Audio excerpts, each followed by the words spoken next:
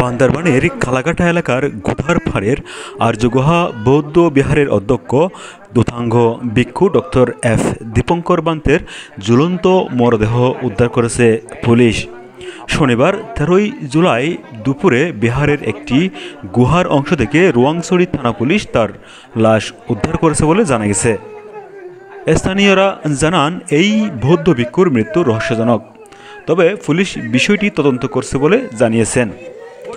এই বিহারের ভিক্ষুরা বলেছেন কয়েকদিন থেকে দুতাঙ্গ বান থেকে নানানভাবে হুমকি দেওয়া হচ্ছিল, তবে কে বা কারা এই হুমকি দিয়েছে এখনও বিষয়টি জানা যায়নি। দৈনিক পূর্বগণকে বান্দরবান পৌরসভার 3 নং ওয়ার্ডের কাউন্সিলর অজিত দাস জানিয়েছে বৌদ্ধ ভিক্ষু দুতাঙ্গ বানতে খুব ভোরে ঘুম থেকে উঠতেন, কিন্তু আজ সকাল থেকে দুপুর পর্যন্ত তার কোনো সাড়া শব্দ না পাওয়ায় বিহারে অবস্থানকারী অন্যান্য বৌদ্ধ ভিক্ষুরা তার কক্ষে গিয়ে রশিতে ঝুলন্ত অবস্থায় লাশ দেখতে পায়। বৌদ্ধ ভিক্ষু এই বিহারে একটি গুহার মধ্যে একাই থাকতেন, তবে এই অংশের পিছন দিক দিয়ে লোকজন ঢুকতে পারে এমন কথাও জানিয়েছেন সেখানকার লোকজন।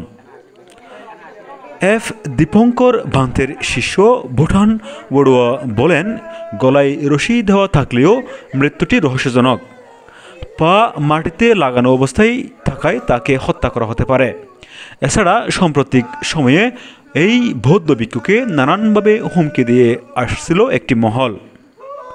রোয়াংছড়ি থানার ভারপ্রাপ্ত কর্মকর্তা ওসি পারভেজ আলী বলেন, পুলিশ লাশ উদ্ধার করেছে, কিন্তু কী কারণে ঘটনাটি ঘটেছে তা এখনও তদন্ত অবস্থায় রয়েছে।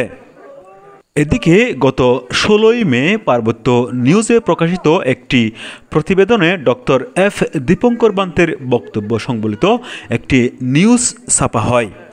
প্রতিবেদনে ডক্টর এফ দীপঙ্কর বান্তের বক্তব্য থেকে স্পষ্ট উনার সাথে পাহাড়ি সশস্ত্র সংগঠন জেএসএস এর সাথে বিরোধ চলছিল। রাঙামাটির বিলাইছড়ি উপজেলার ধূপশীল আন্তর্জাতিক বিদর্শন ভাবনা কেন্দ্র পুড়ে যাওয়ার ঘটনায় দীপঙ্কর বান্তে সরাসরি জেএসএসকে দোষারোপ করে বলেছিলেন, কোনো সন্দেহ নেই, জেএসএস সন্ত্রাসী বাহিনী আমার বৌদ্ধবিহার পুড়িয়ে দিয়েছে।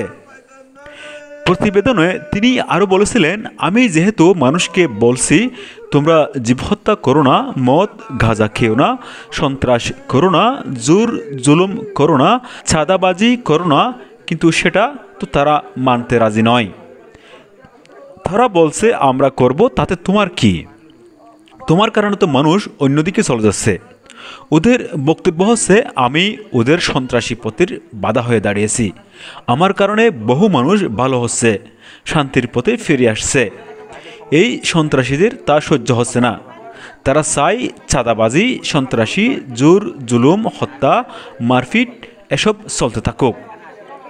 সন্ত্রাসীদের অব্যাহত হুমকির মুখে প্রয়াত এই বৌদ্ধ ভিক্ষু বলেছিলেন, শান্তি বাহিনী জেএসএস সন্ত্রাসীরা ভিক্ষুদের উপর হামলা করছে, বিহার নির্মাণে বাধা দিচ্ছে, বৌদ্ধ বিহার জ্বালিয়ে দিচ্ছে, ভক্তদের উপর গুলি চালাচ্ছে, আমার ভক্তদের আহত করছে, আমাকে হুমকি দিচ্ছে।